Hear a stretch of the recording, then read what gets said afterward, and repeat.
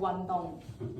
大家認識我嘅或者有我念書，都知我係一個運動健將。哇！運動好多人就問我係咪為咗減肥？最初先係嘅。點解我會開始運動呢？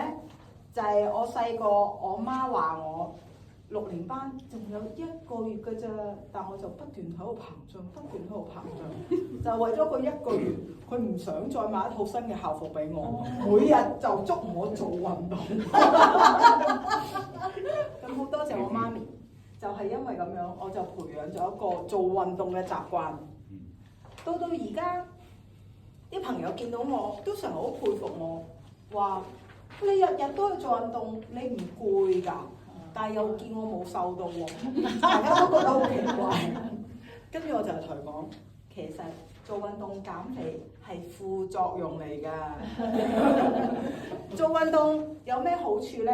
除咗令到你身心健康之外，夜晚又瞓得好啲啦，你個心血管又會好啲啦。最主要係我哋年紀日益長大，肌肉係好緊要嘅，所以適當嘅鍛鍊可以增強我哋嘅肌肉。所以運動呢樣嘢，大家今日做咗未啊？將以下嘅時間交俾主持。大家好，我係今日嘅主持湯慧慈。